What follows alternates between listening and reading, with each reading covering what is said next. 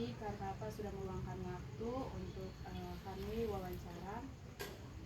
Kami dari mahasiswa Universitas Nusa Cendana, program studi pendidikan biologi semester 4. Baik, sebelumnya kalau boleh tahu dengan Pak siapa? Oh ya, perkenalkan nama saya Pak Nomesio, tapi di sekolah sering disapa Pak Ari. Baik Pak Ari. Oke, kita langsung pada intinya saja. Saya berikan kesempatan kepada teman ini. Oke Bapak, di sini saya ingin bertanya kepada Bapak yang kira-kira apa yang Bapak ketahui tentang pendidikan anti korupsi di sekolah? Kalau menurut saya, setahu saya itu bahwa pendidikan anti korupsi itu adalah suatu usaha sadar untuk menanamkan nilai integrasi kepada peserta didik tentang bahaya dari korupsi itu sendiri. Seperti yang kita ketahui bahwa korupsi itu adalah suatu kebiasaan dan bahkan sudah menjadi tradisi di negara Indonesia. Bahkan setiap orang pun pasti pernah melakukan korupsi. Contoh kecil, orang tua dulu mungkin suruh pergi beli garam, bawa uang 5.000, kembaliannya 2.000 tapi ketemu makan. Itu kan juga salah satu bentuk korupsi. Saya Pak bisa tahu. Dari jawaban Bapak ini, anti korupsi ini merupakan suatu usaha sadar untuk baik yang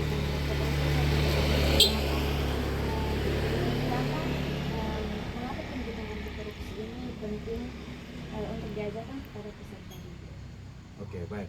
Jadi menurut saya sendiri, pendidikan anti korupsi ini memang sangat penting kita ajarkan bagi yang anak-anak peserta dari kecil supaya mereka bisa tahu, oh iya, ini yang disebut dengan korupsi, bahaya dari korupsi, kira-kira hukuman kalau kita melakukan korupsi itu seperti apa dan kerugiannya juga seperti apa. Jadi menurut saya sendiri memang ini sangat penting tentang pendidikan anti korupsi kita ajarkan dari usia-usia kecil ini. Terima kasih untuk jawabannya. Oke, selanjutnya saya berikan kesempatan kepada teman Ani. Oke, pertanyaan selanjutnya. Menurut Pak, apa peran guru dalam menanamkan nilai anti korupsi kepada siswa? Oke, baik. Jadi peran guru untuk menanamkan nilai anti korupsi bagi siswa. Jadi kalau menurut saya sendiri, guru itu memiliki peran yang sangat penting untuk menanamkan nilai anti korupsi ini kepada peserta didik. Jadi karena seperti yang kita ketahui, yang lebih mengerti tentang korupsi itu adalah kita sendiri. Ya, kita yang lebih mengerti tentang korupsi itu seperti apa, KKN itu seperti apa. Sedangkan anak-anak peserta ini tidak terlalu mengerti tentang apa itu korupsi. Yang mereka tahu saja ya ada uang lebih kita makan. Karena kita sebagai guru juga harus mengingatkan kepada kita punya anak-anak, karena besok lusa ke depan itu kan pasti mereka memiliki suatu pekerjaan. Ketika kita punya keinginan lebih besar dari kebutuhan, itu yang bisa memunculkan yang namanya korupsi itu sendiri.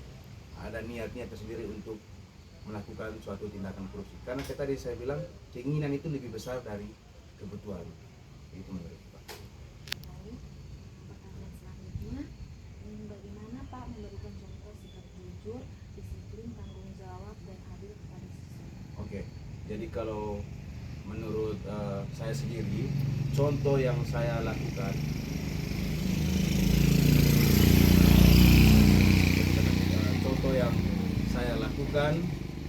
untuk memberikan contoh itu kepada peserta didik, ya dengan cara mungkin kalau di dalam sekolah ada itu namanya wali kelas, ya kan.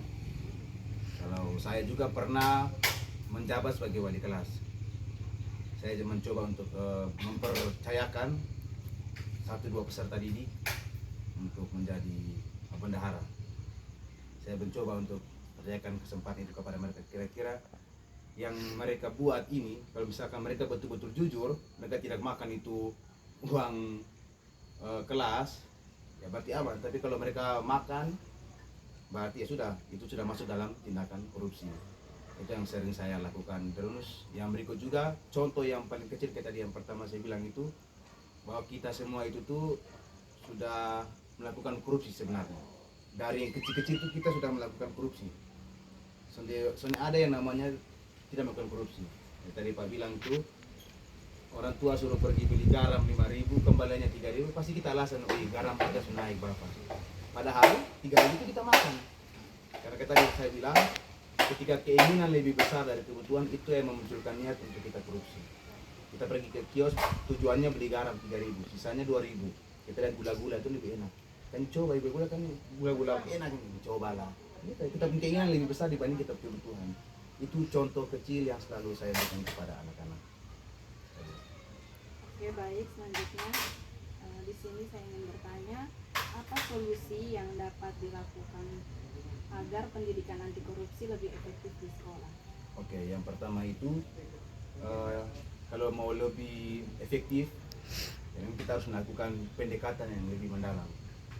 Dalam arti ini, seperti saya guru sosiologi, yang tadi saya bilang, saya guru sosiologi tidak terlalu mengajar terlalu banyak tentang yang namanya korupsi ini. Ya, kalau misalkan menurut saya, memang korupsi itu sangat penting. Pendidikan anti korupsi ini sangat penting kita tanamkan dari kecil-kecil, dari usia-usia belia. Tapi kalau menurut saya, kalau untuk solusinya mungkin kita bisa hadirkan dalam pendidikan itu, mungkin hadirkan beberapa pakar yang lebih tahu tentang korupsi itu seperti apa, ya kan?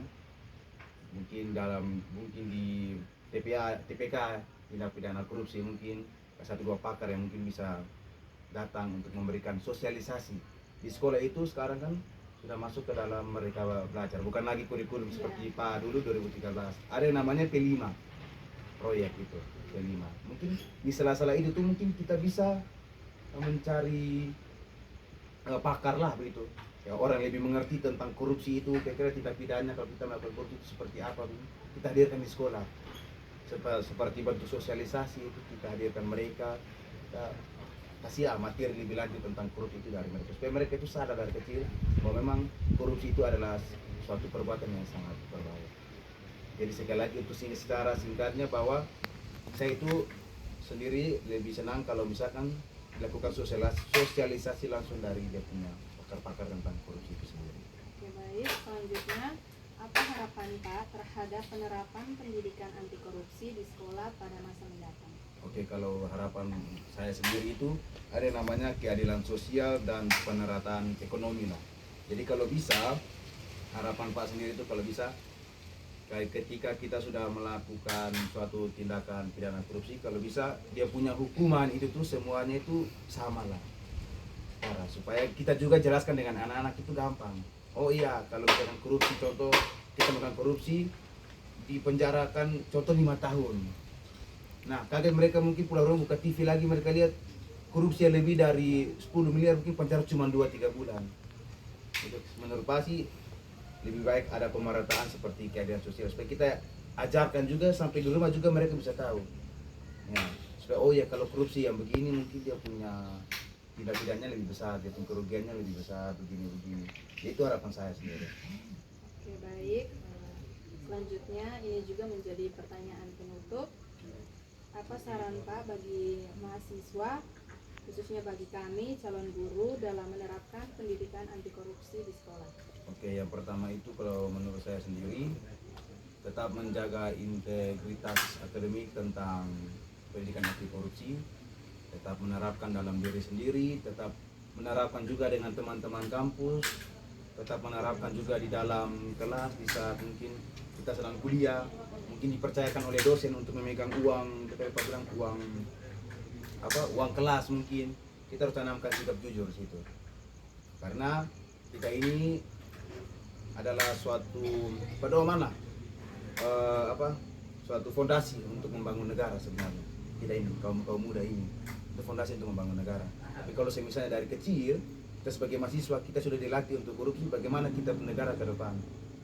Jadi harapan saya sendiri sebagai guru kepada adik-adik mahasiswa, tetap tanamkan anti korupsi dalam diri, dengan teman-teman, dengan keluarga, dan di dalam lingkungan perkuliahan. Itu saja. Oke, baik Pak, terima kasih atas jawaban yang sangat luar biasa dari Pak. Untuk kami menambah wawasan lagi, kami juga kedepannya akan menjadi calon guru, jadi kami juga dapat menanamkan dan menerapkan anti korupsi ini di sekolah. Baik, terima kasih. kasih. Selamat malam Pak. Oke, selamat malam.